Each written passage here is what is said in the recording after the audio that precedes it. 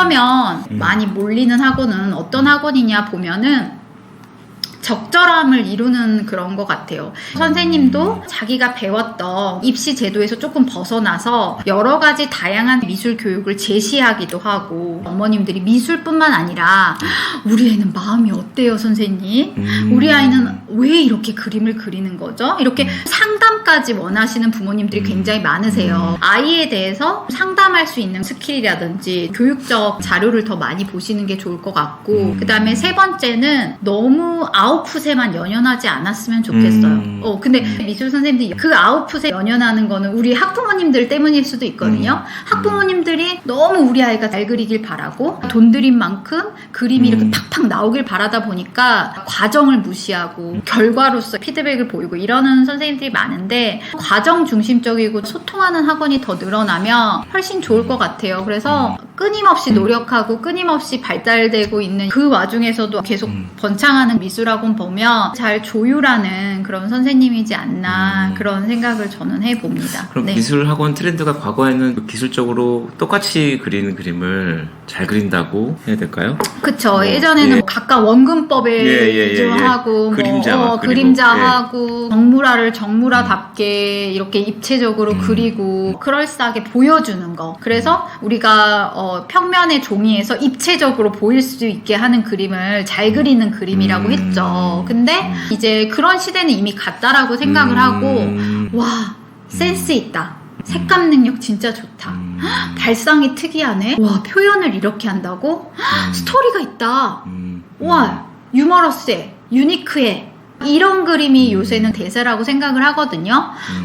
왜냐면 너무 잘 그리는 거는 그냥 사진이랑 영상 찍으면 되는 건데 그렇죠. 굳이 뭐 애한테 그런 걸 뭐하러 요구합니까? 궁금한 것 중에 그럼 구성은 조금 아이의 창의성을 볼 수 있는 요소가 되나요? 그럼요. 저는 이제 미술을 하면서 이 아이는 독서를 많이 했구나. 아, 이 아이는 정말 대화를 많이 한 아이구나. 아, 이 아이는 진짜 생각을 좀 많이 하는 아이구나. 이런 것들을 바로 캐치해낼 수 있거든요. 발상 자체가 그림을 구성하는 것 자체나 스토리 자체나 이걸 풀어내는 방식이 훨씬 많이 가지고 있어요. 나는 많이 읽었어요. 나는 인풋이 많아요. 이런 것들을 아이들이 그림으로써 보여주는 거죠. 말은 좀 못하고 서툴지언정 그림으로써 자기가 많이 독서를 했고 생각을 많이 하고 메시지들을 그렇게 표현할 수 있다는 게 아이들의 보여지는 현상이에요. 그래서 그림을 보면 이 아이가 책을 많이 읽은 아이인지 아니면 천천히 양육을 해서 사고를 많이 한 아이인지 충분히 알 수 있는 것 같아요. 그림에서 그게 나오거든요. 그러면 순수 예술로 갈지 디자인 쪽으로 갈지 방향을 잡아줄 수 있는 기준 같은 게 있을까요? 아무래도 순수 예술 같은 경우는 진짜 미술을 사랑하고 미술밖에 모르는 애들 있잖아요. 미술 자체를 목적으로 두는. 근데 사실 그렇게 해서 미대를 가도 순수 예술 친구들은 굉장히 힘들어 할 수가 있는 게 진짜 아티스트적인 면이 있어야지 평생 끌고 갈 수 있거든요. 사실 순수 미술을 나와서 뭘 할 거예요? 작가 해야 되는 거잖아요. 그쵸. 내가 좀 아티스트적인 재능이 있어. 평생을 이 삶을 위해서 살아가겠어. 이런 친구들은 사실 버텨갈 수 있는 힘이 있는데 그런 게 없는 친구들은 조금 힘든 것 같아요. 입시는 통과할 수 있을지언정 나중에는 완전히 다른 삶을 살 수도 있지 않나. 사실 저희 때는 이제 대학교를 취직을 위해서 갔던 경우들이 많기 때문에 그런 순수 예술을 하는 친구들이 많이 없었던 것 같은데 그쵸. 최근에는 조금 생기는 추세인 것 같기도 하더라고요. 근데 또 굳이 순수 미술과를 안 나와도 아마추어에서도 그림을 잘 그리는 친구들이 많기 때문에 달란트가 있어야 된다고 생각을 자기 해요. 작품의 가치를 만들어낼 수 있는 사람. 그럼 디자인 쪽과 관련돼서는 분야가 여러 가지로 나뉘잖아요. 시각 디자인, 산업 디자인, 패션 디자인 여러 가지로 나뉘는데 어느 쪽 디자인을 해야 될지 잘 모르겠는 친구들이 은근히 많습니다. 그냥 디자이너라는 그 직업이면 좋겠는데 세부적으로 실제로 어떤 디자인을 하는지에까지는 상상을 잘 못 해보는 것 같아요. 나누는 기준이 있을지 그런 것들도 좀 궁금합니다. 미대를 나는 가고 싶어 그러는데 막상 미대를 가면 전공을 뭘 해야 되지? 되게 고민하는 친구들도 많을 것 같아요. 그래서 어떤 학교들 같은 경우는 미술 학부를 1년을 다니다가 선택하게 하는 학교들도 있고 이런데 예민하고 트렌드에 민감한 친구들이 시각 디자인이라든지 적합하다고 생각을 하고 정교한 아이들이 굉장히 많은 것 같아요. 예민하고 좀 정교하고 그런 친구들이 좀 시각 디자인이 많고 공업 디자인이나 산업 디자인과는 단체로 수업을 해야 되고 프로젝트 일을 해야 될 일이 많아요. 뭐 대교를 만든다든지 뭐 도시 설계를 하는데 참여를 해야 되는데 그래서 사회성이 좋은 친구들이 하면 좋을 것 같기도 하고요. 그 다음에 의상 디자인이나 패션 디자인 같은 경우들은 감각이 있는 친구들이라든지 패션을 사랑한다든지 패션이라는 거를 함께 할 수 있는 자기를 관리하거나 보여지는 직업이다 보니까 트렌디한 뭔가 좀 감각적인 센스가 있는 아이들이 하면 좋을 것 같아요. 유행에 민감하고 꾸밀 줄 알고 자기 관리도 할 줄 알고 패션 디자인과는 보여지는 직업이다 보니까 아무리 학점을 잘 맞고 잘해도 현업에 진짜 나가는 친구들은 남들한테 보여지는 자기의 센스라든지 뛰어난 애들을 픽업을 하는 경우가 많더라고요. 그래서 그러한 것들이 좀 주안점이 될 것 같아요. 이런 미술 계통 쪽은 트렌드에 민감하고 그래서 변화가 조금 빠른 편이고 좀 더 앞서 있기도 하잖아요. 그러니까 예를 들면 자동차 디자인 트렌드가 과거에는 다 유럽이나 미국 쪽이었었는데 최근에는 한국 쪽으로 좀 몰려오는 분위기도 있습니다. 그래서 국내에서 이제 미술 관련된 공부를 하는 게 좋을지 해외로 나가는 게 좋을지에 대해서 고민하시는 분들도 있을 것 같아요. 그래서 어느 학생이 어느 쪽으로 가는 게 좋을지 해외로 나가는 친구들도 있고 국내에서 있는 친구들도 있는데 해외는 우리나라처럼 입시를 하는 게 더 타이트하지 않는 것 같아요. 한국만큼 엄청 치열하지 않는 것 같거든요. 왜냐하면 외국에서 미대를 간다는 건 정말 재능이 있어야지 간다라고만 생각을 하지만 우리나라는 미대를 가고 싶어하는 친구들이 정말 많잖아요. 그래서 눈은 좁은 데 비해서 하고 싶은 사람들이 많은 반면 외국은 미술을 하려는 사람이 그렇게 많지는 않다라고 생각을 하거든요. 외국에서 미대를 가려면 영어 점수가 좋아야 되겠죠. 또 포트폴리오로 대부분 제출을 하고 또 면접까지 보는 걸로도 알고 있어요. 외국에서는 그 사람의 개성과 이어지는 디자인을 계속 원하기 때문에 생각을 요구하고 자신에 대해서 고민하고 독특하고 새로운 넓은 포부가 있는 사람이 저는 갔으면 좋겠고요. 우리나라의 현실을 보면 어쨌든 우리나라 기반에서 선후배나 이런 것들이 잘 구축이 되어 있고 또 한국만큼 트렌디한 곳이 또 없잖아요. 내가 여기서 성장하고 여기서 자리 잡겠다라고 하는 사람들은 이렇게 서로 교류할 수 있는 거는 여기서 하는 것도 얼마든지 좋은 것 같아요. 내가 미대를 가고 싶은데 한국의 입시가 타이트하고 답답해. 나는 나만의 새로운 예술 세계를 뽐낼 거야. 그런 친구들은 외국 시험을 보는 것도 좋은 것 같아요. 국내 취직을 하기 위해서는 국내 학교가 유리한가요? 아니면 해외 유학을 갔다 오는 게 유리한가요? 패션 회사에 보면 국내 학교를 나온 친구들, 외국의 학교를 나온 친구들 이렇게 많이 봤는데 사실 진짜 예술적이고 히트를 치고 계속 꾸준히 자리를 유지하는 건 한국 학교를 나온 학생들이 더 많아요. 왜냐하면 힘듦을 견뎌낼 수 있거든요. 사실 디자인이나 미대라는 게 디자이너 하면 뭔가 있어 보이고 그러지만 제가 보는 미대생 제 친구들 산업 디자인과 애들, 시각 디자인과 애들, 인테리어과 애들, 패션 디자인과 애들 보면 정말 다 노가다고 너무너무 힘들거든요. 근데 그거를 견뎌낼 수 있는 힘은 한국 입시를 치러보고 여러 가지 치열하게 살아본 친구들이 끝까지 견뎌내지 외국에서 유학생인데 오랫동안 버텨낸다? 그런 친구 저는 거의 못 본 것 같아요. 막 미술 입시 준비하고 막 자취하면서 대학교도 열심히 다니고 맨날 밤샘으로 작업 제출하고 그랬던 애들이 이 우리의 그런 실정에 맞지 외국에서 자유롭게 하고 이랬던 애들은 외국 시스템에 맞는 것 같아요. 그래서 내가 외국에서 일하고 싶다, 외국에서 계속 펼치겠다, 그런 사람들은 외국어를 준비하는 게 낫고 난 한국에서 정말 하고 싶다 그런 친구들은 한국에서 하는 게 훨씬 맞는 것 같아요. 그 학생들 중에 그 해외 명품 브랜드에서 네네네. 패션 디자인을 하고 싶어하는 친구들이 있습니다. 네. 그런 친구들이라면 네. 뭐 명품의 출생이 되는 프랑스나 이탈리아 가서 유학을 하는 게 그런 브랜드 취직하는 게 좀 더 도움이 될까요? 그럴 수 있겠죠. 근데 사실 패션이라는 게 저도 이제 패션 브랜드에 있었고 회사에 4년 정도 다녔었고 네. 패션이라는 게 정말 박봉이에요. 열정페이라고 하죠. 열정페이의 시작이 거의 패션이거든요. 명품 브랜드도 그래요? 네, 그럼요. 네, 그럼요. 시작은 너무너무너무 어렵고 힘들고 그래서 결국에는 그걸 끝까지 견뎌내는 사람이 이기는 건데 되게 유명한 디자이너들은 그 과정을 다 그쵸. 잘 이겨낸 거군요.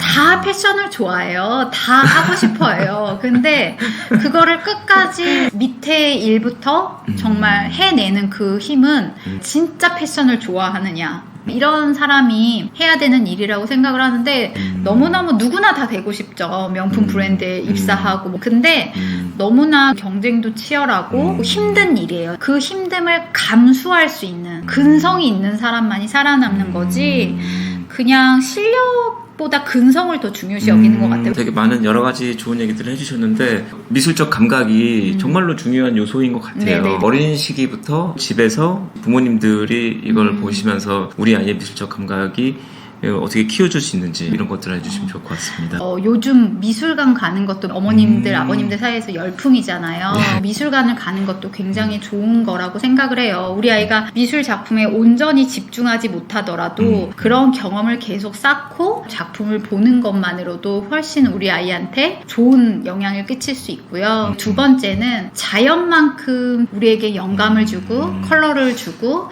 감각을 키워주는 건 없어요.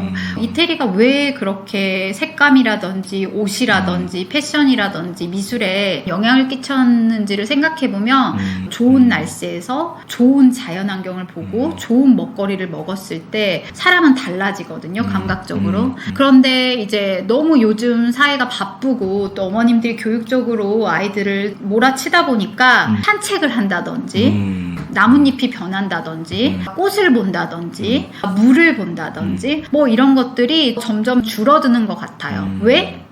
유튜브 시청각 이렇게 노출되다 보니까 미술관도 좋지만 자연에서 아이들이 보고 느끼고 감각적으로 키우는 거 너무너무 그 센스에 중요하다라고 생각을 하고요. 세 번째는 독서할 시간과 혼자 생각하고 놀 수 있는 자유로운 시간을 많이 만끽하게 하는 거 그게 정말 중요하다라고 생각을 해요. 어쨌든 창의성을 가진 인간이 되기 위해서는 고민해야 되고 생각해야 되고 자기만의 정체성을 발견해야 되는데 막 학원을 내돌리고 있고 너무너무 촉박한 스케줄 속에 사는 아이한테는 그런 게 나올 수 없다라고 생각을 하거든요. 오히려. 저희 아이는 7시부터 9시까지 스케줄이 빡빡합니다. 저희 아이는 아주 하드 트레이닝 하면서 이렇게 키우고 있습니다.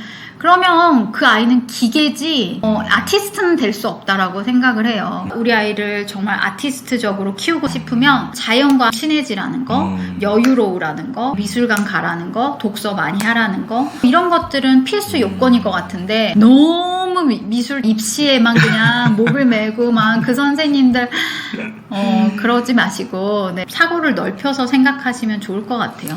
미술학원에서 하루 7, 8시간씩 그림을 그리게 하는 것에 대해서는 어떻게 생각을 하시나요? 저도 고2에 미술을 늦게 시작을 했는데 저희 때 같은 경우는 사실 매도 맞았어요. 시간 안에 완성을 하지 못하면 미술학원 선생님들이 당구 이거 뭐죠? 당구대? 그때로 때렸어요 진짜. 그래서 우리는 딱 2시간 반 안에 그걸 완성하게끔 했거든요. 시간 안에 제출하지 못하면 아무리 그림을 잘 그려도 너는 실력이 없는 거다. 이렇게 생각을 했고 저희도 그렇게 하드 트레이닝을 했어요. 대학이 코앞에 있고 가고자 하는 의지가 있고 가고 싶은 과를 위해서 1년 반, 뭐 2년은 노력할 수 있는 거예요. 근데 요즘은 예중 뭐 보내겠다고 3학년부터 5시간 막 미술학원을 돌리고 그러다 보면 애들이 미술을 좋아했다가 또 학을 띄고 싫어하게 되거든요. 그럼 저는 다시 한번 묻고 싶은 거죠. 그 미술 입시 선생님의 그 장사 속에 놀아나고 있는 건 아닌가라고 생각을 해요. 아무래도 입시가 점점 이렇게 낮춰지다 보고 또 홍대에서 미술 입시를 안 보다 보니까 그런 미술 트렌드 입시적인 게 더 아래로 이제 연령대가 낮아오면서 계속 어머님들한테 조급증을 불러일으키고 불안도를 높이는 것 같은데 그렇게 해서 미술을 싫어하게 된 애들이 굉장히 많아요. 어릴 때 미술을 막 돌리는 거는 창의성도 안 생겨, 테크닉도 안 생겨, 절박함도 안 생겨, 뭐 아티스트, 뭐 예술인은커녕 아무것도 안 될 수 있어요. 그래서 아이들이 자유롭게 취미처럼 즐거워서 할 수 있게 하고 정말 고등학교 가서 해도 늦지 않다라고 생각을 합니다. 아이가 정말 미래를 그 미술을 어떻게 풀어가고 어떻게 방향을 가지고 할 것인가를 아이들이 뭐 완벽히 다 설정하진 않더라도 주도성을 갖고 선택권을 갖고 아이가 시작하는 게 저는 좋다라고 생각을 하고요. 그리고 미술 교육을 하다 보니까 이 미술이라는 게 굳이 입시적인 측면뿐만 아니라 일상을 살아가는 우리 성인들, 또 엄마들, 아빠들, 사춘기 자녀들, 어린아이들 누구에게나 필요한 그런 예술 활동이고 표현 활동이더라고요. 그래서 저는 거부감이 없이 누구에게나 풀어갈 수 있는 활동을 하는 선생님이자 브랜드를 키우고 싶고 또 그러한 것들이 많이 노출돼야지 가볍고 즐겁고 편견 없이 훨씬 미술을 이렇게 쉽게 받아들여야 된다는 걸 추구하는 사람이에요. 그런 미술 교육을 하고 싶고 또 다른 미술 선생님들도 그러시기를 너무너무 바라는 바입니다. 예, 오늘 네. 현업에 계신 미술 선생님으로부터 들은 미술학원 선택 가이드를 네네네. 같이 촬영해 봤습니다. 네. 감사합니다. 네, 감사합니다. 네. 수고하셨어요. 오.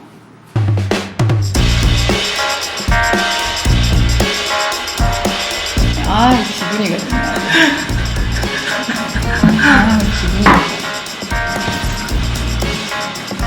사실 그건 잘 모르겠는데. 있다고 해. 네. 딱 인사 같은 거 없고 바로 그냥 인터뷰 시작하는 중간부터 나가게 될 거예요. 그래. 존댓말을 해야 되나? 존댓말 해야겠지? 그래도 뭐 박수 치고 시작해야 돼. 다 박수 치고 이제 우리가 시작점을 알아야 되니까.